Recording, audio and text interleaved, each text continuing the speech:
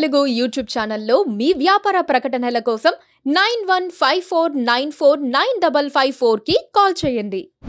జగన్ రెడ్డి సొంత జిల్లాలోనే సమస్యలు కొని తెచ్చుకున్నారు. బాబాయ్ వివేకానంద రెడ్డి హత్య కేసులో ఆరోపణలు ఎదుర్కొంటున్న అవినాష్ రెడ్డికి మళ్లీ కడప ఎంపీ టికెట్ ఇచ్చి పేకల్లోతు కష్టాల్లో చిక్కుకున్నారు. రాజకీయ ప్రత్యర్థులే కాదు, కడప జనం కూడా ఇప్పుడు జగన్ తీరుపై తీవ్ర అసహనంగా ఉన్నారు. ఆయన విచక్షణ జ్ఞానాన్ని పక్కన పెట్టి ఆశ్రిత పక్షపాతానికి దిగుతున్నారన్న ఫీలింగ్ వారిలో కలుగుతోంది. వైసీపీకి ఇప్పుడు ఆంధ్రప్రదేశ్లో ఎదురుగాలి వీస్తోంది. అమరావతి నుంచి మారుమూల గ్రామాల వరకు అధికార పార్టీని వ్యతిరేకించే వాళ్లే ఎక్కువగా కనిపిస్తున్నారు.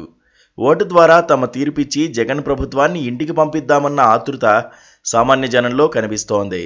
అలాంటి సందర్భంలో జనాన్ని ఆకట్టుకుని తమ వైపుకు తిప్పుకునేందుకు ఎంతో జాగ్రత్తగా వ్యవహరించాల్సిన వైసీపీ అధినేత జగన్ తప్పుల మీద తప్పులు చేసుకుంటూ పోతున్నారు.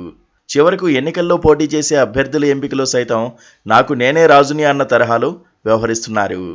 కడప ఎంపీ అభ్యర్థిగా మళ్లీ వైఎస్ అవినాష్ రెడ్డి పేరును ప్రకటించి జగన్ తన నైజాన్ని చాటుకున్నారు. వైఎస్ వివేకానంద రెడ్డి హత్యకు అవినాష్ సూత్రధారని సిబిఐ తేల్చిన తర్వాత కూడా జగన్ తీరు మారకపోవడం అందరినీ ఆశ్చర్యపరిచింది. ఇది ముమ్మాటికి మొండి వైఖరేనని, రాజకీయాలను ప్రజా జీవితాన్ని అపహాస్యం చేయడమే అవుతుందని కడప ప్రజలు చర్చించుకుంటున్నారు. పైగా ఇప్పుడు జగన్ సొంత సోదరి వైఎస్ షర్మిలారెడ్డి, వివేకా కూతురు సునీతారెడ్డి ఇద్దరు ఆ హత్య విషయంలో జగన్పై దుమ్మెత్తిపోస్తున్నప్పటికీ ఆయనకు చీమ కుట్టినట్లుగా కూడా లేకపోవడం ఆశ్చర్యాన్ని కలిగిస్తోంది.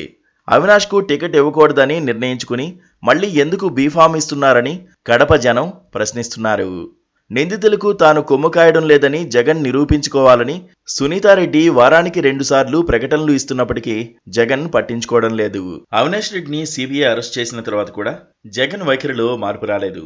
భాస్కర్ రెడ్డి జైల్లో ఉన్నా కూడా జగన్ వారికి మద్దతు ఇవ్వడం ఆపలేదు. గెలిచే అవకాశం లేదని తెలిసి కూడా వారినే పట్టుకు వేలాడుతున్నారు. భార్య భారతీరెడ్డి మినహా కుటుంబం మొత్తం వ్యతిరేకంగా తయారైనా కూడా జగన్ వెనుకాడడం లేదు. తాను పట్టిన కుందేలకు 3 కాళ్లు అన్నట్లుగా ఆయన వ్యవహారం ఉంది. హూ కిల్డ్ బాబాయ్ సోషల్ మీడియాలో అత్యంత పాపులర్ హ్యాష్ట్యాగ్ ఇదే. ఈ మాట వినగానే జగన్, వివేకానంద రెడ్డి, వారి కుటుంబం గుర్తుకు వస్తుంది. జరూర్ దాల్మే కుచ్ కాలాహే అన్నట్లుగా అవినాష్ రెడ్డి కుటుంబం ప్రమేయం ఆ హత్యలో ఉందనిపిస్తోంది. దానికి తగ్గట్టుగా కోర్టు షరతుల మేరకే అవినాష్ రెడ్డిని సిబిఐ అరెస్టు చేయడం, రూల్స్ ప్రకారం ఆయనకు బెయిల్ రావడం జరిగిపోయింది. ఆ విషయాలేవి తనకు తెలియవన్నట్లు, అసలేమీ పట్టనట్లు జగన్ రెడ్డి వ్యవహరిస్తున్నారు. అవినాష్ రెడ్డి పునీతుడైనట్లుగా ఆయనకు కడప ఎంపీ టికెట్ ఇచ్చేశారు.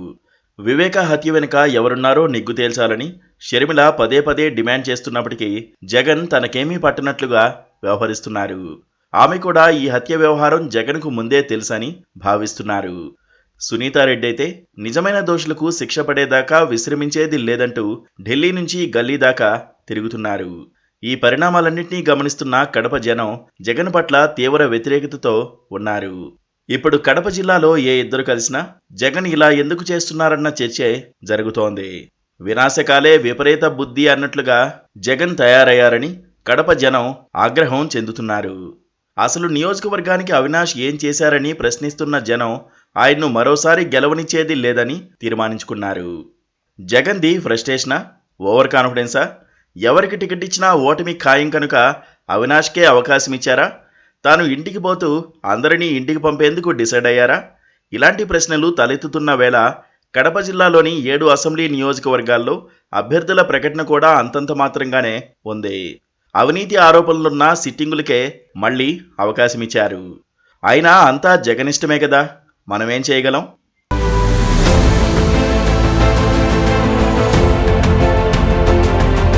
Please subscribe to KTV Telugu. KTV Telugu. KTV Telugu. KTV Telugu channel.